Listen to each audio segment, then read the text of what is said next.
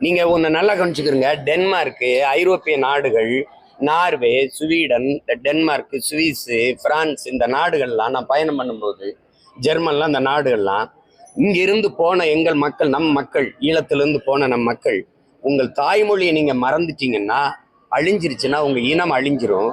அதனால உங்கள் தாய்மொழியை உங்கள் பிள்ளைகளுக்கு படிப்பீங்கன்னு உங்களால் நம்ப முடியுதா? டென்மார்க்ல 32 பள்ளிக்கூடம் இருக்குது. அதை டென்மார்க் அரசே உருவாக்கி தருது. அதுல தமிழ் பயிற்றுவிக்கிற ஆசிரியர் பெருமக்களுக்கு அரசு சம்பளம் கொடுக்குது. எங்க பிள்ளைகள் தமிழ் படிக்கிறாங்க. என் மொழி அழிஞ்சிடக்கூடாது, என் இனம் அழிஞ்சிடக்கூடாதுன்னு இன்னும் ஒரு நாடு விரும்புது. ஆனா என் நாடு என் மொழி அழியிறத விரும்புது. நீ தமிழை முதல்ல தாய்மொழியை படி, தாய்மொழியில் படி. தாய்மொழியில் கல்வி கொடுக்காதது குழந்தைகளுக்கு தாய்ப்பால் எவ்வளவு முக்கியமோ அவ்வளவு முக்கியம் தாய்மொழி கல்வின்னு நான் சொல்லல. இந்த நாட்டின் தேச தந்தைன்னு சொன்ன, தேச பிதான்னு சொல்ற அண்ணல் மகாத்மா காந்தியடிகள் சொல்றாங்க. கனவு